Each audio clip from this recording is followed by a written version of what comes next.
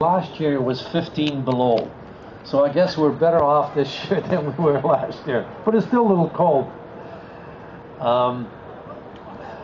Ladies and gentlemen, dear friends, we are here to commemorate a tragic event that happened many years ago when Tibetans tried to defend, mainly peacefully, their country. And it resulted in a very inhuman treatment of Tibetans by the occupying Chinese. March 10th is a day that we must not forget. If we forget, the struggle is finished. But we're also here today to honor some very brave souls who gave their life so that the world would understand that what is happening in Tibet has not really improved much since those awful days in 1959. It is, again, actions that we must never forget, and we must always honor these very brave people who paid the ultimate sacrifice to defend freedom and democracy in Tibet. But we're also here, ladies and gentlemen, to remind ourselves of our role, of what we must do, what it is that we can do to be able to continue the struggle so that we can achieve success. Our role, in effect, is to do exactly what we're doing today. Never let the flame die. The flame dies, we are doomed to failure. So, to each and every one of you, and to all of us who are here to support you, it is important that we remind ourselves that we too have a role to play. It isn't the 107 people who self-immolated themselves. It isn't the wonderful work that His Holiness the Dalai Lama does. It isn't only the work of the Kashag, and it is not only the work of all of the others that are at the front lines, but it's also you and I and everybody else and many, many others who will continue to support us to make sure that we don't forget that we need to be here to support in many ways and to remind the world that the situation in Tibet is still very tragic.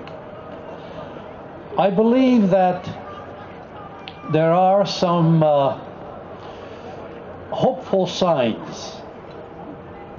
Certainly, the new leadership that's coming into China, we have to believe, we have to hope that they will take a look at the situation and understand that what the Tibetans are asking is a reasonable, honorable solution to a situation which only one side is looking to a solution for.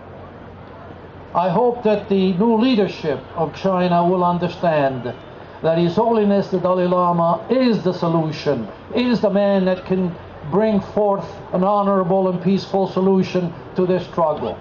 And I hope that they will reach out to him and his supporters to be able to start a process that will lead to rights, freedoms, and fundamental values in Tibet which do not exist today.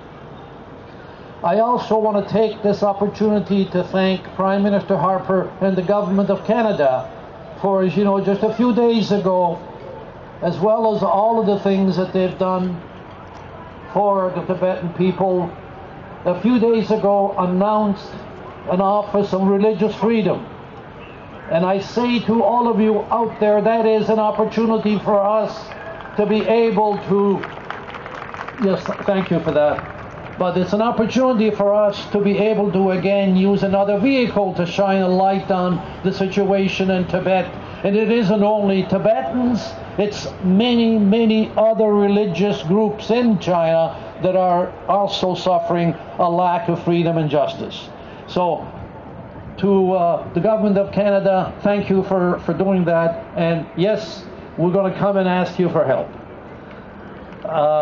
Let me just also say that I've recently retired from the Senate, and there are a number of wonderful men and women in the Parliament of Canada, in the province of Ontario, and across other parts of Canada who are members of Parliament and members of the legislatures. Two of them are here today. I think there may be others coming. I'm not sure.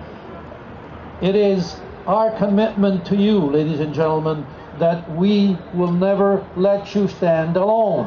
That it is important that you know that there are many there that are there to support you. And today is also an opportunity for us to renew that commitment to you, to say to you, we will be there step by step with you. Pogyalo.